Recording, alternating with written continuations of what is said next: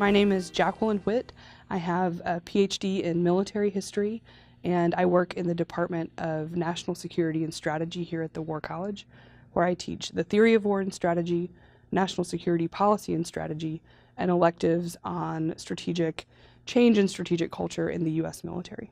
By training, I'm a social and cultural historian, which means I am interested in things like the way language affects strategy and strategic thinking, or the way that culture and history might affect military culture, organizational culture as well. And so that leads to two broad research interests for me. One is a macro level interest in the way language and narrative in particular, or storytelling, affects grand strategy in the US. So if we think about strategy, that's a pretty big nebulous concept. There's a million different definitions of it. You could ask, 10 people on the street and they'd come up with different ideas about what it is. You could ask 10 people at the War College and they'd come up with maybe 8 different ideas about what it is. I'm sure you'd get the sort of standard definition too. But I like to think about how we define strategy in sort of broad terms. And if you think about the metaphors that we use for strategy, strategy is like X or Y or Z, then we start to understand how our language shapes our thinking. And so one common sort of metaphor or image that people associate with strategy, and it's a very famous one here at the War College, is a picture of a stool with three legs. That there's ends, ways, means. Sometimes you add a little piece, a wedge of risk underneath. And so you have the strategy stool, and there's 3 parts that constitute that. So that's one image for strategy. Another famous image for strategy is that of a bridge, right? That strategy is the thing that links the objectives or your goals or your ends with sort of where you start, and the ways and means are the bridge that gets you across there.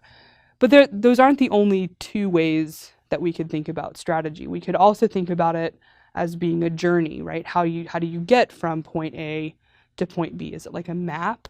Is it like a flow chart? Is it like some other image? Is it like an abstract painting, which maybe the artist has a picture of, but nobody else knows, and it's open to interpretation?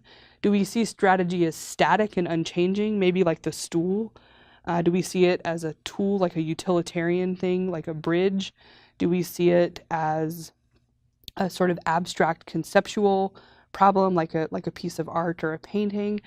And all of those images have different effects on the way we think about strategy and the way we really sort of dig into the subject. If you've got 2 people and one of them is thinking about strategy as a static thing, as a document, say, that they have to produce, or a plan, and one other person is thinking about strategy as a process, and another person is thinking about strategy as a sort of dialogue that happens, but a conversation between 2 people, you may not be using the same word to talk about the same thing, or you may be using the same word to talk about very different things. And I think that can affect strategic communication.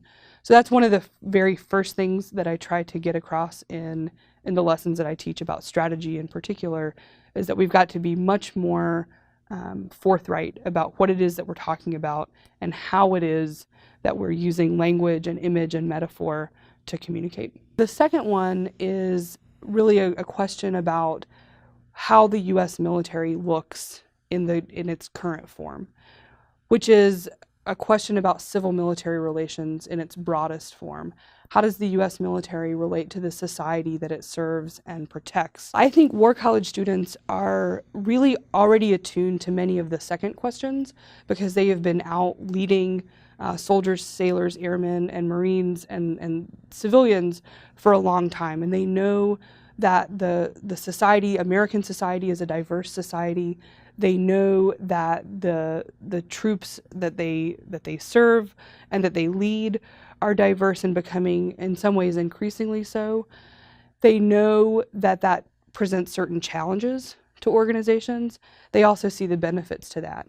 And so one of the things that I try to help them do is to put their own experiences into historical context, which is to say that perhaps you have let's say you have one of the first women who are going to enter into the combat arms in your unit. Say you're leading that change. How do you understand that process historically, and how can that help you as a leader?